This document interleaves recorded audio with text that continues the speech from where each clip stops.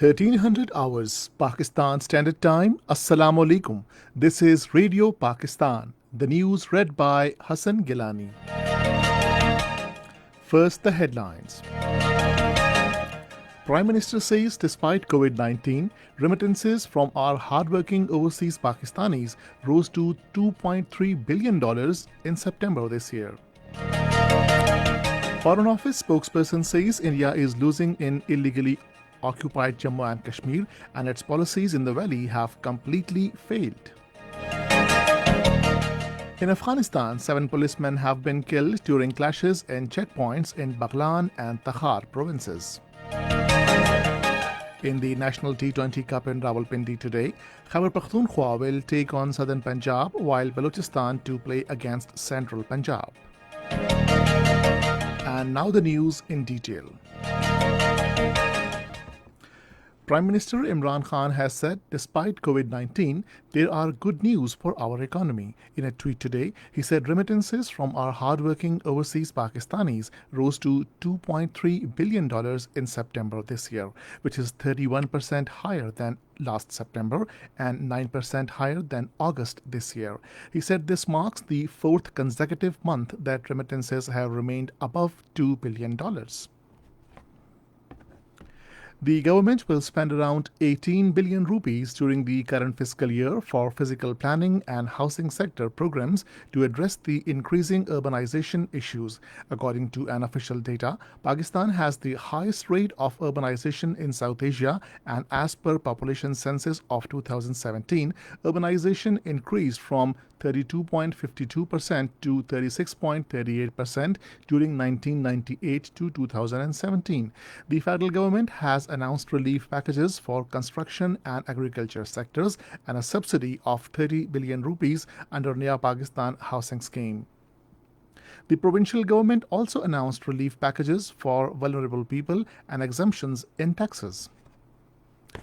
385 more people tested COVID positive after the tests of 26,951 people over the last 24 hours.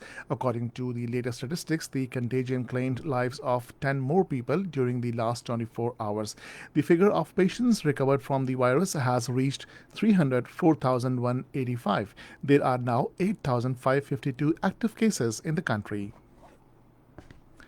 Foreign Office says the latest report of Human Rights Watch has exposed Indian atrocities in illegally occupied Jammu and Kashmir and discriminatory attitude towards the minorities in India.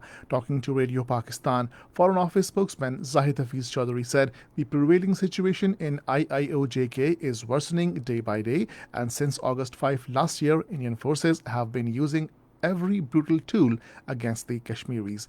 He said Amnesty International has closed its offices in India, so it is not right to say that international community is not taking notice of Kashmir dispute. He said today India is losing in IIOJ&K and its policies in the valley have completely failed.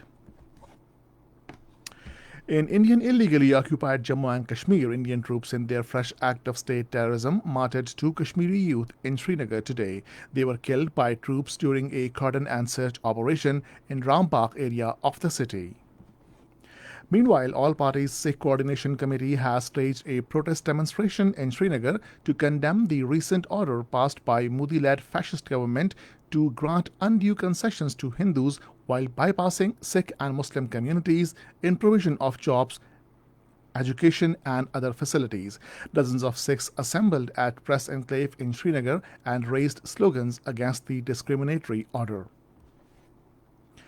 In Afghanistan, 7 policemen have been killed and 6 others injured during clashes in Baghlan and Takhar provinces. According to Afghanistan's official sources, 4 policemen were killed and 2 others injured after clashes erupted in the Khane Larkhab police checkpoint in Dushi district of Baghlan province.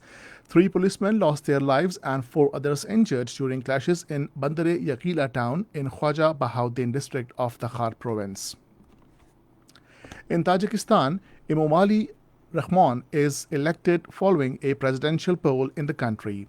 According to the Central Electoral Commission, 90.9% of voters in the poll have cast their ballot for Emomali Rahman and secured a fresh 7-year term. In National T20 Cup in Rawalpindi, two matches are being played today. In the first match, Khyber Pakhtunkhwa will take on Southern Punjab at 1500 hours, while the second match will be played between Balochistan and Central Punjab at 1930 hours. And this is the end of the news. For more news and analysis, log on to our website radio.gov.pk and also watch live video streaming of our bulletins on the link facebook.com/Radio Pakistan News Official.